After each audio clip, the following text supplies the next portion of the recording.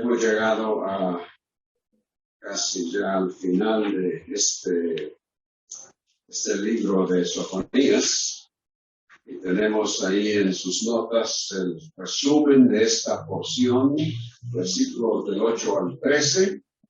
Nos dice que en vista de que Judá rehusaba someterse al poder y corrección de Dios, Él les advierte del día en el que derramará su juicio universal con el que purificará a las naciones, las cuales se rendirán y participarán en el regreso de un Israel afligido a Él, y será hasta entonces que los que queden de Israel al responder a Yahweh serán purificados y viviendo en justicia habitarán seguros y sin ningún temor. Resumen de lo que tenemos en esos versículos. Ahora, la aplicación para nosotros. Rehusar someterse a Dios ahora es trágico para la presente generación. Y en esto vamos a hacer bastante énfasis. Trágico para la presente generación porque no será sino hasta en el futuro cuando Él ejecute un juicio purificador sobre toda la tierra, que los que hayan quedado podrán participar en las bendiciones preparadas por Dios para ese tiempo. No sé si mi esposa, ¿tú conseguiste uno? Gracias, hermanos, de las copias. El primer punto que vemos en este tema de juicio purificador, en estos versículos, es que rechazar a Dios ahora resulta en un amenazante juicio. Veamos el versículo 8 del capítulo 3. Por tanto, como mencionábamos ayer, cada vez que encontramos esa expresión, nos está indicando que el Señor, por medio del profeta, está listo para dar una conclusión a lo que ha dicho anteriormente. Por eso se hace necesario entonces que leamos el versículo 7. Ese, por tanto, no está desconectado, sino que tiene una secuencia lógica.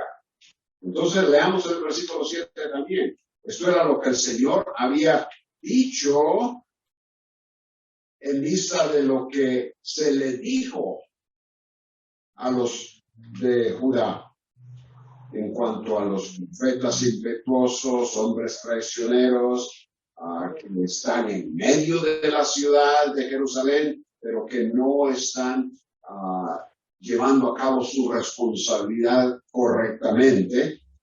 Y también el Señor, en contraste a ellos, en el versículo 5, está en medio de ella, es decir, de la ciudad, pero Él sí es justo. Entonces, en el versículo 7, el Señor dice, dije, ciertamente me temerás con todo lo que se les está anunciando, recibirás corrección.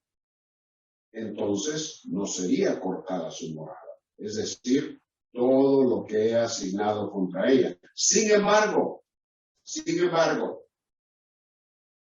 lo que el Señor deseaba para ellos, que le temieran, que recibieran corrección, para que entonces no fuesen cortados.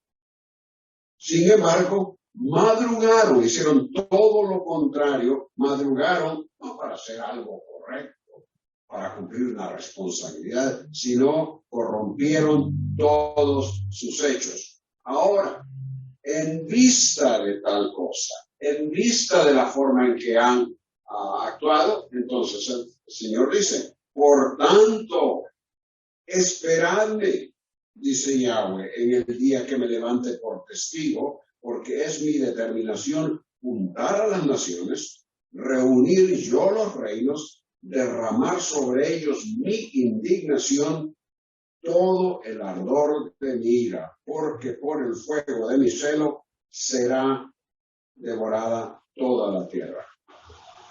Ya que lo que el Señor hizo no produjo ni el temor ni la corrección necesaria para que Israel, en este caso específicamente Judá, se convirtiera a él. Ahora entonces el Señor, de una forma amenazante, les advierte del juicio purificador que él realizará sobre las naciones y que les conducirá a la humillación, sumisión, purificación y bendición perpetua para el remanente. Por tanto, una vez más, hace una conexión explícita con lo explicado en el pasaje anterior. La obstinada actitud de Judá, su falta de temor, renuencia a recibir corrección y su pecado dan lugar al imperativo de este versículo. Y ese imperativo es esperadme. Eso es lo que le dice el Señor. Por tanto, esperadme.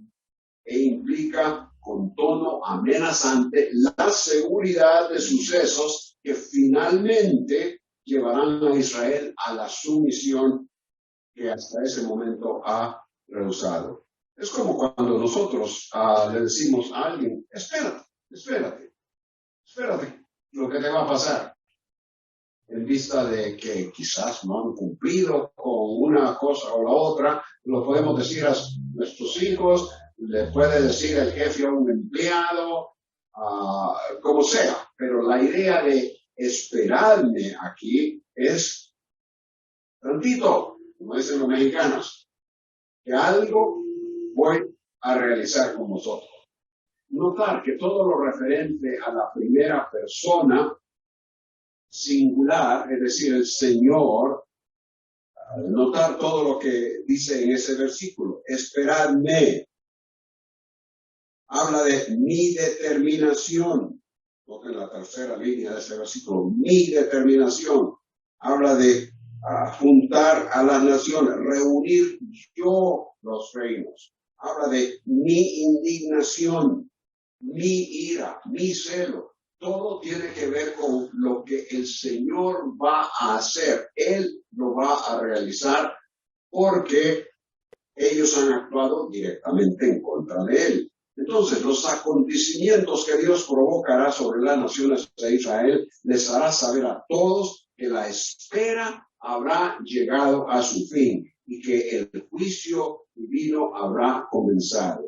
La espera terminará, dice el Señor, en el día, noten ustedes en ese versículo, esa espera va a terminar en el día que me levante por testigo.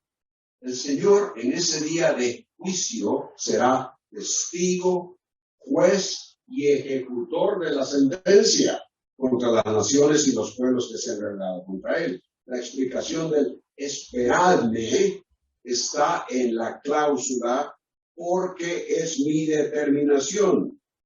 Esperadme. ¿Por qué? Porque yo he determinado hacer esto. Reunir a las naciones. Luego Dios ha decretado algo que en el día designado Él lo va a llevar a cabo. Ese decreto es juntar a las naciones, como dice Él, reunir yo los reinos.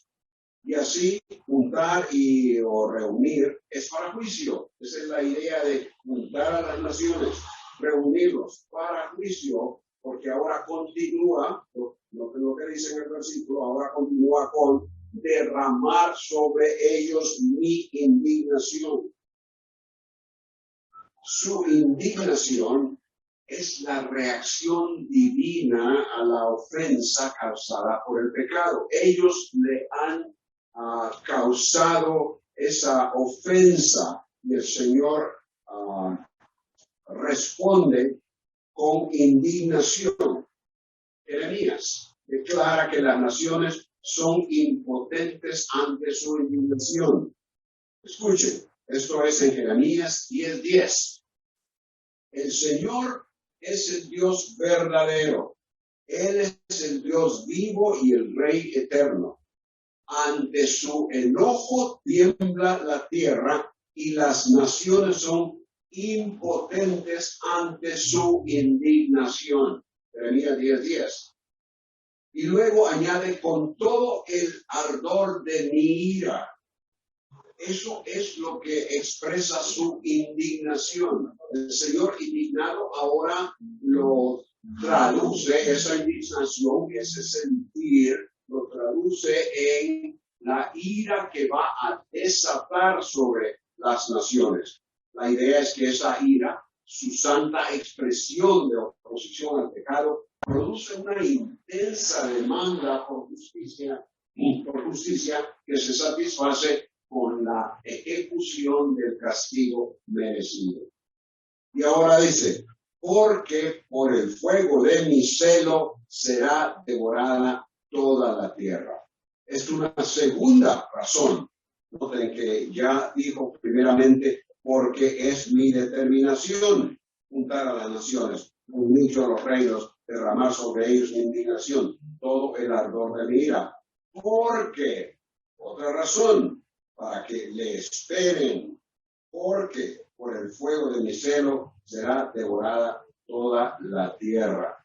Es una segunda razón para el amenazante imperativo de esperar al Señor. Y esta segunda razón es una ampliación de la primera. Derramar su indignación sobre las naciones y reinos tendrá un impacto global. El fuego de mi celo, como el ardor de mi ira, indican la intensidad de la reacción divina al pecado de los habitantes de la tierra y la forma en que lo han demostrado.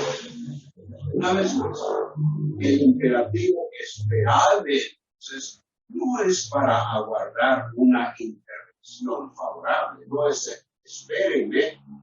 Como por ejemplo, ustedes estaban esperando hoy para lo que esperamos sea algo favorable, el estudio, la explicación de la palabra del Señor. Pero ese no es el caso con ellos, sino para una amenazante advertencia de juicio en el que Dios, como dijimos anteriormente, será juez, testigo y ejecutor de la sentencia. Entonces, el juicio inmediato para Judá era que la invasión babilónica, que llegaría en apenas unas 5 décadas, pero que en un futuro, como lo hemos mencionado tantas veces, en un futuro él lo ampliaría a incluir todas las naciones y algo que desde nuestro punto de vista hoy no se ha llevado a cabo y sabemos por todos los detalles que el libro de Apocalipsis nos da que está por venir. Entonces, la presente generación, hablamos de la presente generación ahora, nosotros, al menos que se vuelva a Dios, está amenazada con muerte, como aquella generación a quienes Sofonías habló, diciéndoles que el Señor iba a llevar a cabo esto con los babilonios, ese día de Yahweh, ese aspecto del día de Yahweh, lo inmediato para ellos, así como para ellos era muerte, así también para la presente generación, lo que está en el futuro es muerte, al menos que esa generación se vuelva a Dios. Rehusar someterse a Dios, al Señor, hoy, por medio de Cristo, significa muerte y condenación eterna. Esa es la amenazante advertencia para los que hoy están en la tierra, como fue esa amenazante advertencia en el tiempo de Sofonías, en lo que se refería a la venida de los babilonios. Por tanto, entonces, diríamos hoy, por tanto, a las generaciones que estén presentes cuando Dios inicie los acontecimientos finales, Él, en forma amenazante, también prácticamente está diciendo, esperadme. El Señor está diciendo hoy a las generaciones presentes, esperadme, porque este juicio viene y en ese juicio Él va a derramar su ira.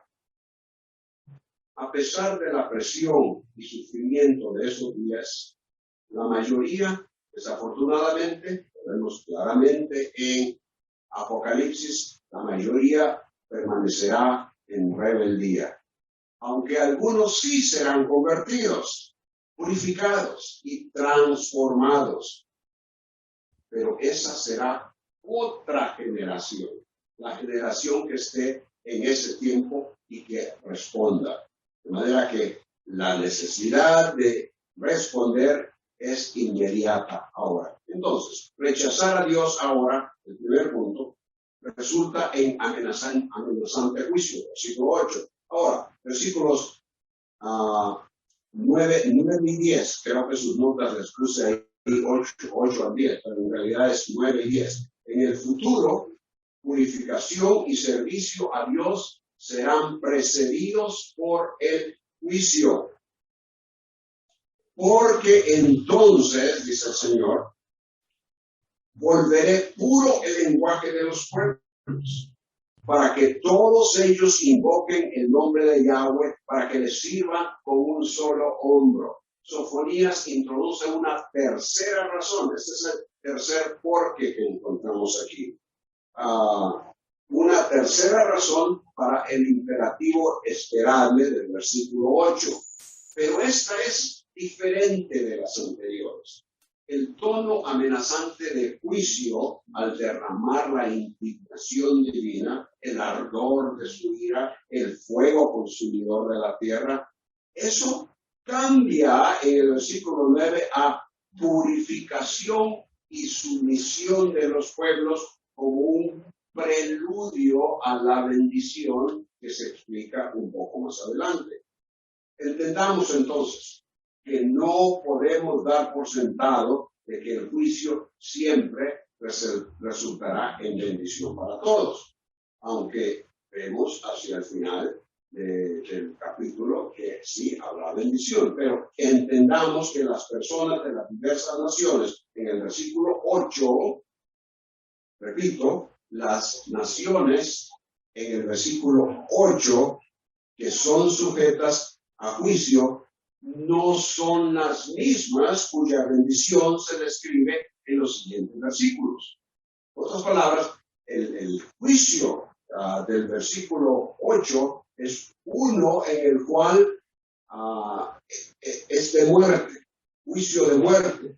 Pero cuando entra al versículo 9, el Señor está hablando de transformación. Volveré puro el lenguaje de los pueblos. Vamos a explicar a qué es lo que se refiere ahí. Entonces, para Israel, el esperarle con un tono amenazante del versículo 8, lo que sigue en el versículo 9 continúa siendo una forma de advertencia, porque la bendición de los versículos 9 y 10 no es para Judá y Jerusalén, sino que para los demás pueblos, dice el Señor, porque entonces volveré puro el lenguaje de los pueblos. La purificación que el Señor efectuará en un futuro en las personas de la tierra resultará en el establecimiento de una relación con Él. Obviamente, cuando el Señor purifica algo, significa que eso viene a ser aceptable a Él. Por lo tanto, esos pueblos que van a ser purificados tendrán una relación con Él. Purificar el lenguaje se refiere al cambio que con lealtad a Él las naciones expresarán y a la vez demostrarán esa lealtad.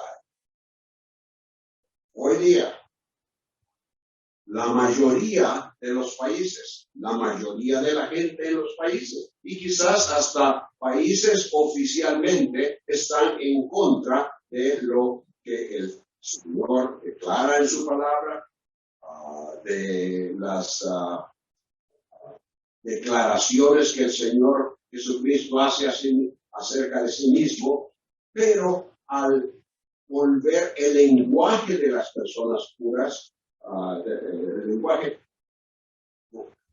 hacer puro el lenguaje de las personas del pueblo, significa que ellas van a ser purificadas, pero el lenguaje, es decir, la expresión de lealtad a Él, entonces será real. Lo estarán expresando, contrario a lo que las personas puedan expresar el día de hoy. El derramamiento de la ira divina producirá lo que Israel no se había imaginado: la purificación de muchos que no son israelitas. Y eso lo vemos en el libro de Apocalipsis. Cuando todas estas situaciones se den a cabo, cuando los juicios que se abren en el capítulo 5, el Cordero es digno de abrir esos sellos. Cuando eso comienza, entonces leemos ahí más adelante que hay predicación por estos 140,000 señalados y después encontramos en Apocalipsis 7 una gran multitud que nadie podía contar. ¿De dónde? De las naciones, tribus y pueblos y lenguas, de pie delante del trono y delante del Cordero, vestidos con vestiduras blancas, purificados y con palmas en las manos, y clamaban a gran voz, diciendo: la salvación pertenece a nuestro Dios, que está sentado en el trono y el Cordero. Entonces, todos ellos, estos pueblos que van a ser convertidos, el propósito, noten el propósito de la purificación en ese versículo 9. El lenguaje a los pueblos para, esa palabra obviamente indica que propósito, para que todos invoquen el nombre de Jehová, y luego para que les sirvan de común consentimiento. Todos ellos invocarán el nombre del Señor. Invocar su nombre es reconocer la impotencia e inhabilidad humana en determinadas circunstancias y admitir que es Él quien posee el poder para resolver la apremiante situación en la que se encuentra en ese tiempo. Y luego dice que será también para servirles. Indican que le invocan no solo para solicitar ayuda, obviamente invocamos al Señor muchas veces, podríamos decir la mayoría de las veces, para solicitar ayuda, pero no solo va a ser esa la verdadera realidad, sino que dice para servir, para servirle. Servir implica sumisión, obediencia, devoción. Ese es uno de los grandes problemas entre los cristianos hoy día, ¿no? Hablamos de servir al Señor, pero servirle implica esas cosas: sumisión, obediencia, devoción. Y muchas veces decimos, servimos al Señor, pero tales cosas están ausentes. En ese tiempo, estas personas que habrán sido purificadas y cuyo lenguaje, es decir, la expresión de lealtad a Él, será real, entonces le invocarán y a la vez de ser servirán. El versículo 10 dice: desde más allá de los ríos de Cush, o de Cus, que es que dijimos ayer, ¿recuerdan? Etiopía, lo que hoy día llamamos Etiopía. Desde más allá de los ríos de Cus o Cush, los que me imploran, la hija de mis esparcidos traerán mi ofrenda. Aquí encontramos otra transición de la purificación de las naciones a la restauración de Israel. Desde más allá de los ríos de Cush se entiende de las regiones más apartadas de Jerusalén, como mencionábamos ayer. Eso era lo más lejos. Hablar de Cush era como hablar del fin del mundo, porque era tan lejano desde el territorio de Judá. Cush y sus ríos tributarios del Nilo, localizados al sur de Egipto, representaba para los habitantes de Israel y Mesopotamia la extremidad de la tierra, Y desde allí, dice el Señor, vendrán los que me imploran. Literalmente, en la forma que lo pone el hebreo, es: vendrán mis imploradores, los que le imploran a Él. Estos imploradores son los que en el versículo 9 de todos los pueblos han sido purificados y que ahora invocan y sirven al Señor.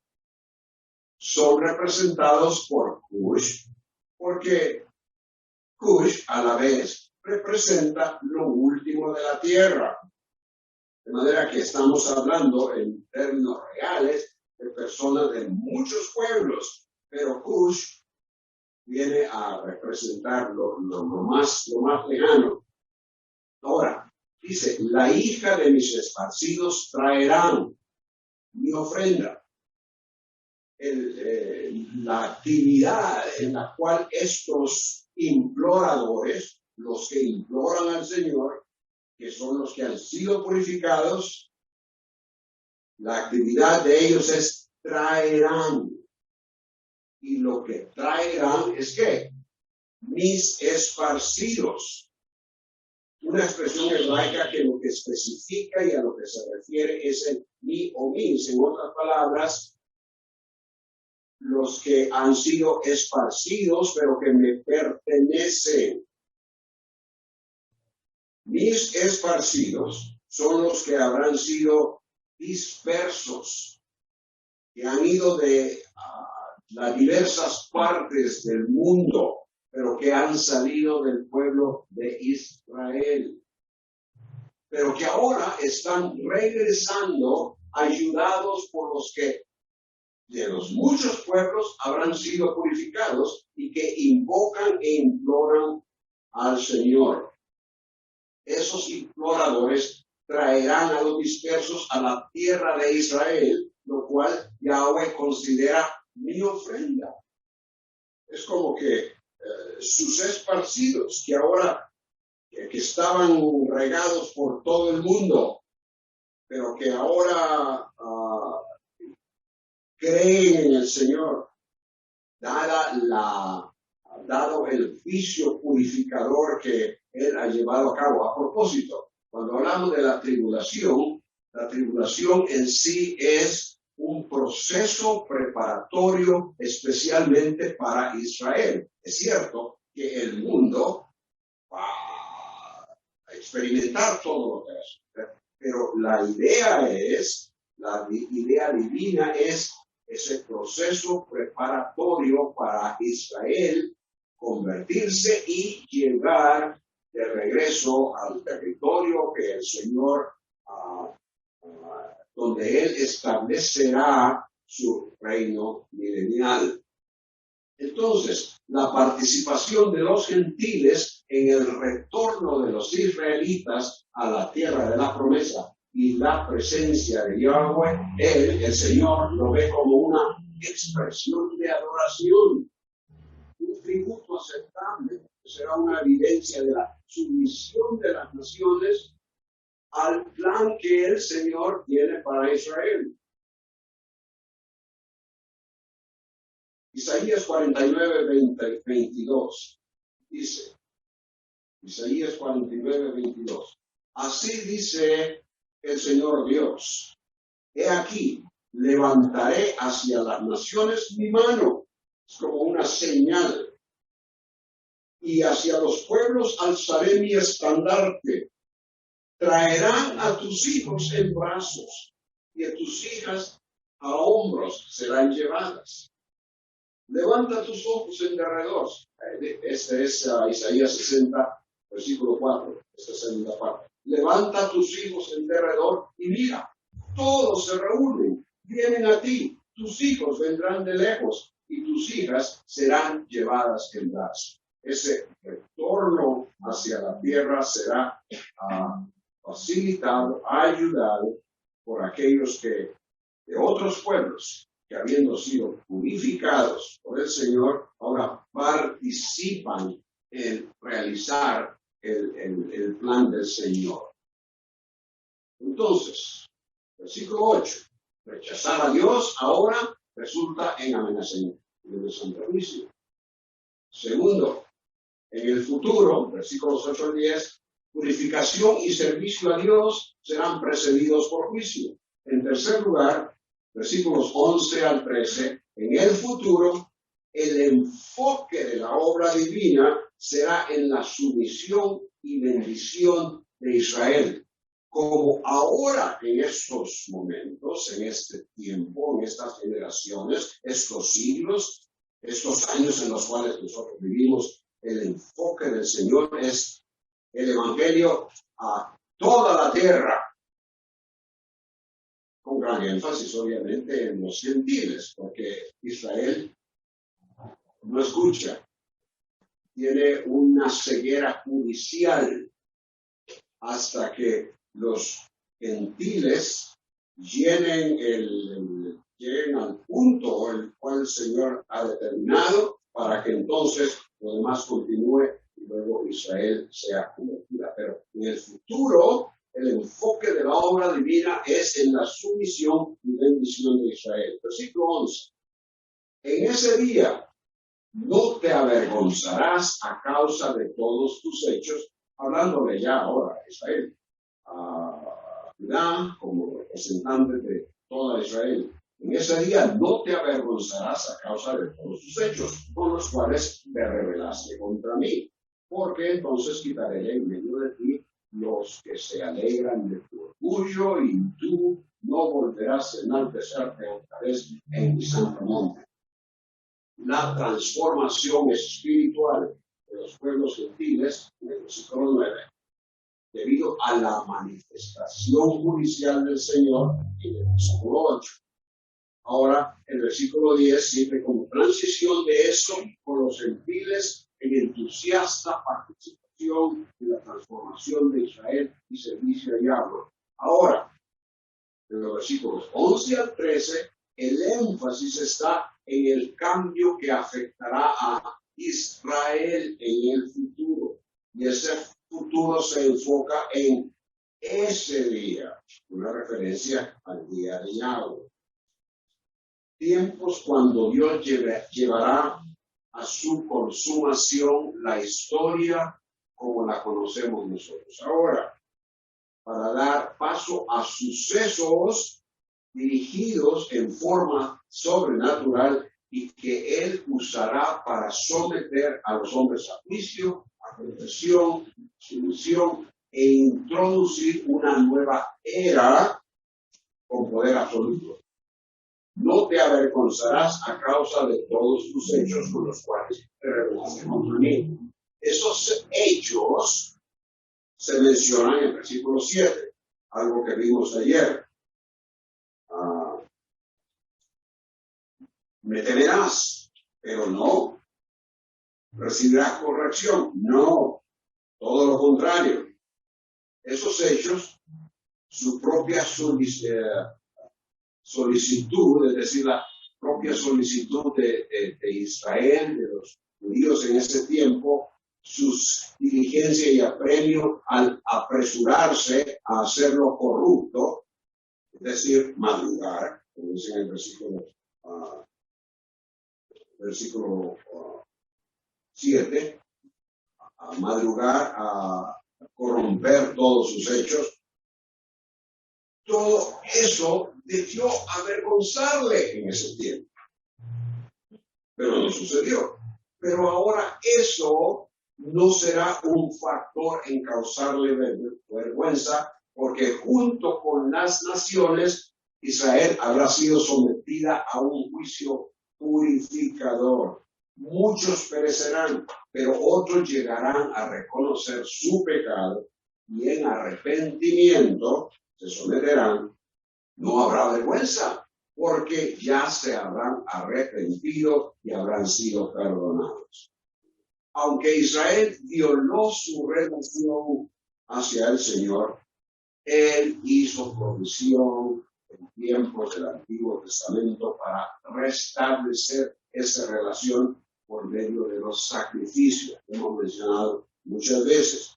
Y con la venida del Mesías, por su sacrificio, el sacrificio del Mesías. Entonces, Israel estará libre de vergüenza porque ya habrá sido perdonada, pero también leemos, porque entonces quitaré de en medio de ti los que se alegran de tu orgullo.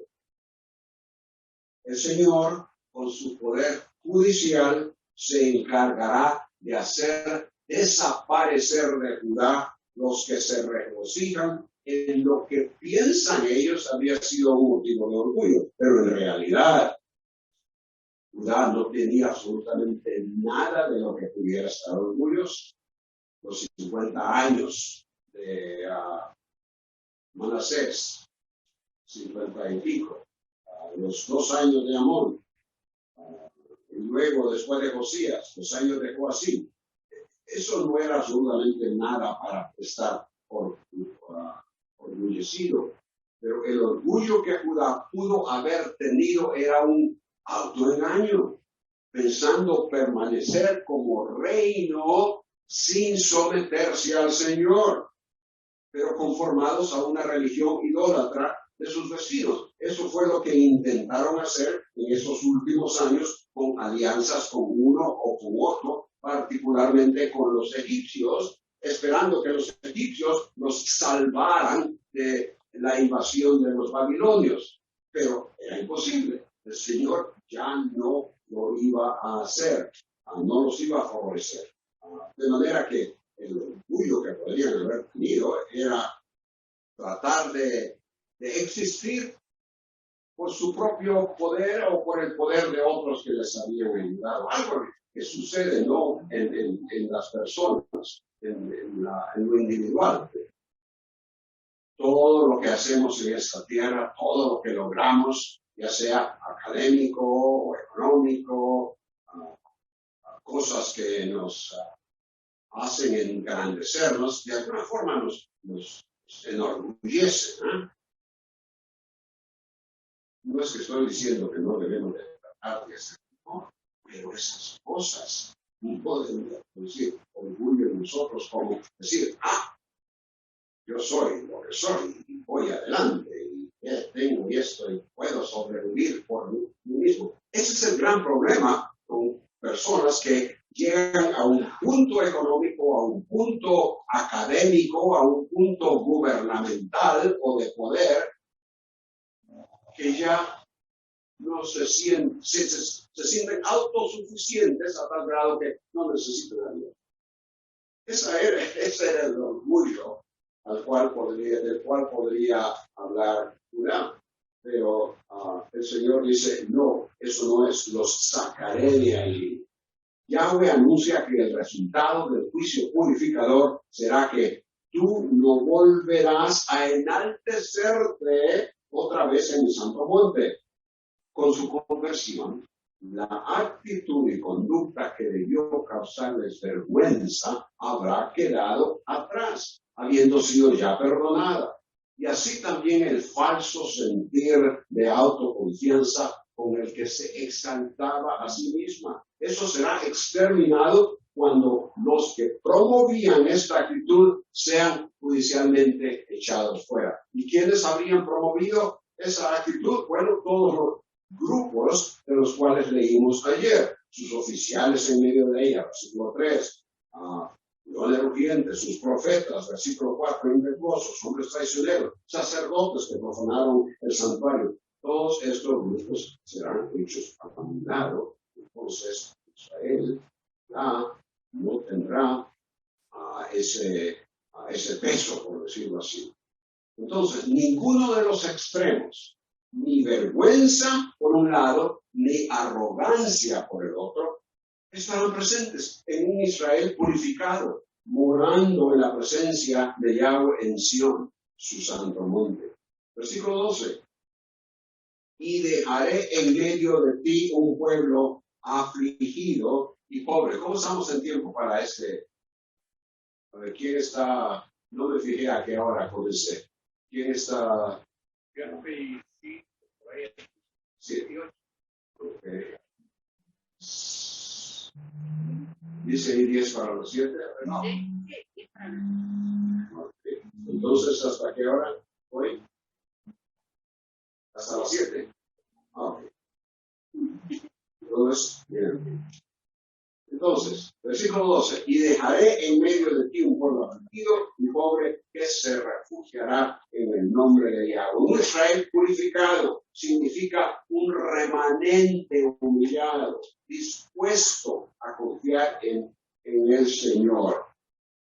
Los versículos 12 y 13 explican el efecto de la obra purificadora de Dios sobre los que quedan de Israel. Nota el contraste de la expresión en medio de ti entre versículos 11 y 12. El versículo 11 dice a la mitad, un poquito más abajo de la mitad, quitaré de en medio de ti los que se alegran de tu orgullo. Esos grupos que mencionábamos anteriormente están en los versículos 3, 4, por ahí. Ahora, noten el versículo 11, y dejaré en medio de ti. Quitaré a unos en medio de ti, pero dejaré a otros en medio de ti. Un pueblo afligido. Él judicialmente quitará de en medio del pueblo los que se han exaltado, que han sido rebeldes a su instrucción. Pero ahora deja un pueblo humilde. Un pueblo afligido. Afligir, palabra en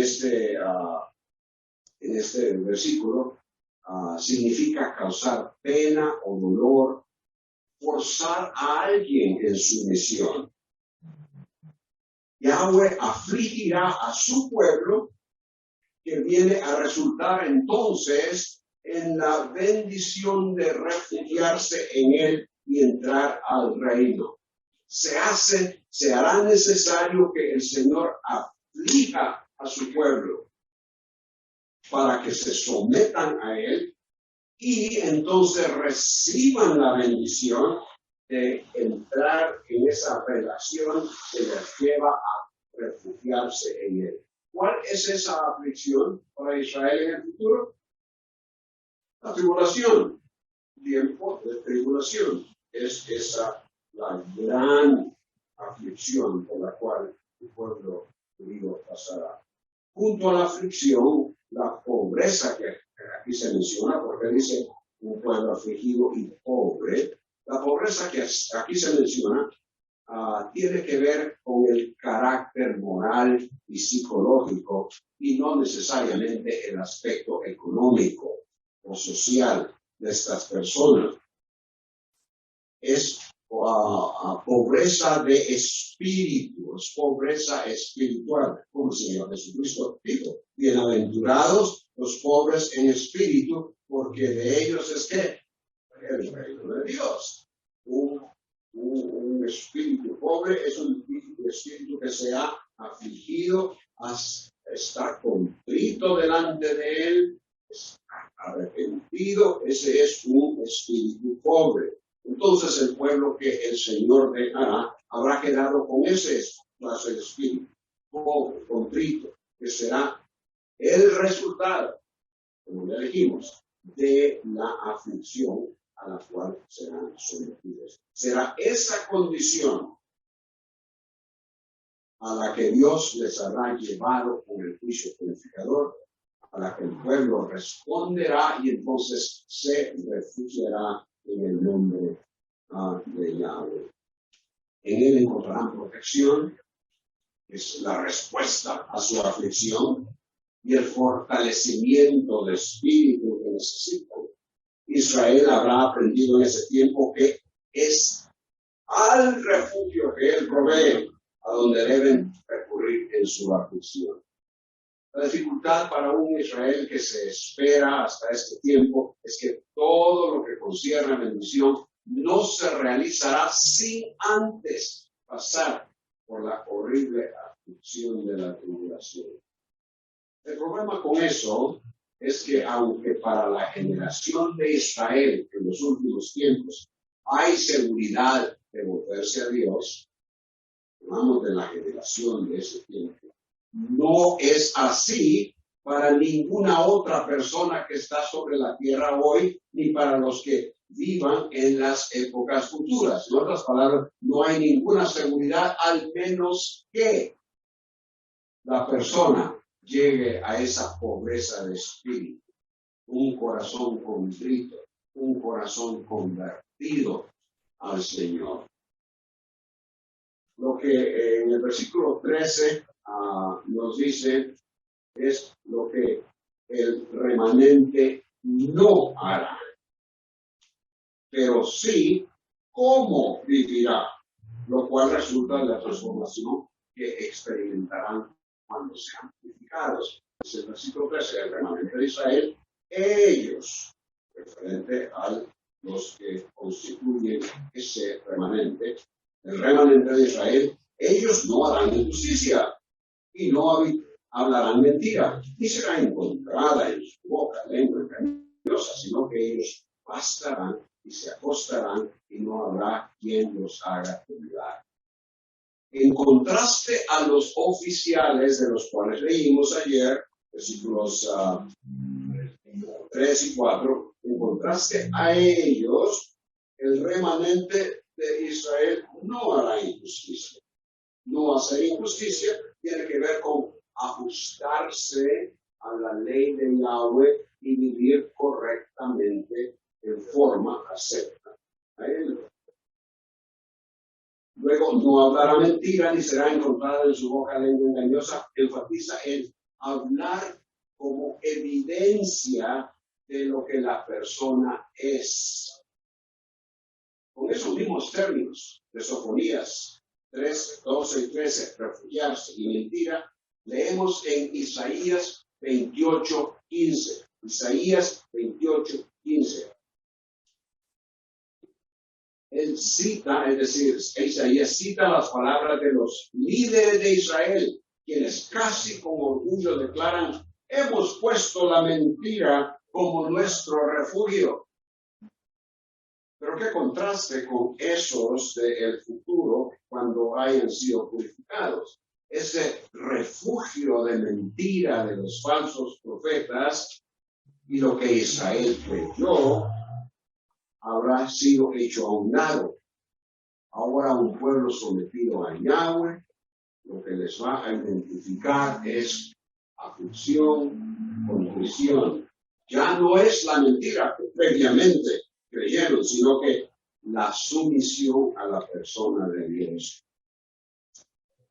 Veamos. ¿Qué más? Con los 5 minutos que tenemos. Bueno, Israel habrá atravesado entonces por una conversión. Así es con toda persona que verdaderamente se somete a Dios y se convierte. Eso debe demostrarse con una vida que refleja lo que Dios ha hecho en él, como ellos en el futuro. Lo que el Señor habrá hecho en él será evidente. Lo demostrarán. De otra manera, si no se vive demostrando lo que el Señor ha hecho, demostrándolo con nuestras vidas, entonces se vive en lo que el Señor considera hipocresía. Como leíamos ayer acerca de este pueblo, con sus labios me honra, pero su corazón está totalmente lejos de hipocresía. Lo que sucederá entonces, en vez de tener esa actitud que caracterizó a muchos de los líderes y en general al pueblo de Israel, con injusticia, con mentira, con lengua engañosa, en vez de eso, lo que sucederá es que con la conversión, con la justicia, la forma de vida que demuestren que el Señor verdaderamente les ha cambiado, entonces dice, ellos pasarán y se acostarán y no habrá quien los haga olvidar. Eso presenta otro contraste que indica la vida de paz y seguridad en la que se desarrollarán y no según lo que les caracterizó en el pasado. El punto de énfasis concierne entonces los que integran ese remanente y la forma en que vivirán, ellos pasarán y se acostarán, lo cual centra el mensaje en el desenvolvimiento de una vida tranquila y segura. Pastarán y se acostarán, completa la jornada diaria de su actividad y descanso, la cual se realizará sin que nadie los moleste, sin que nadie les infunda temor. Para que todo eso suceda, Israel tendrá que esperar primero la manifestación del poder inicial de Yahweh, que a la vez purificará los demás pueblos. Pero como hemos dicho anteriormente, y deseo hacer el énfasis, eso será para la generación que esté en ese tiempo, las generaciones antes de eso. Lo único que podrá cambiar su perspectiva de juicio es que obedezcan la palabra del Señor, que les llama continuamente a aceptar al Mesías que Él ha enviado. Y eso no solo para los judíos, obviamente, no solo para los que son del pueblo de Israel, sino que para todo. Eso es lo que el Señor desea hoy día. Y esa es la advertencia que Él y el Señor Jesucristo y las salve. Eso es. De manera que la sumisión y una vida de fidelidad dan paso a la bendición de Dios. Cuando todo esto suceda, entonces ellos serán, se acostarán y no habrá quien los haga temblar. Y así es también para nosotros. La sumisión y una vida de fidelidad dan paso a la bendición de Dios. En el caso de Israel, es un futuro. Pero todo el que hoy o en cualquier tiempo o época se rinde a Él en su misión, recibe de Dios perdón de pecados, la seguridad de vida eterna y la capacidad divina por el Espíritu de Dios para conducir su vida en santidad. Y vamos en santidad, demostrando lo que el Señor ha hecho por nosotros. Oremos. Padre, gracias, Señor Jesús. Gracias por tu palabra, gracias por lo que tú nos anuncias, estás con tu pueblo de Israel y con pueblos en un futuro, cuando experimenten todo lo que estará presente en ese tiempo de renovación. Algunos, muchos, serán llevados a ti. Gracias, Padre, porque tú nos has permitido ahora escuchar el Evangelio y poner en nuestro corazón la convicción de que solo el Señor Jesucristo podemos dar esa verdadera y eterna paz en tu presencia. Gracias, Padre.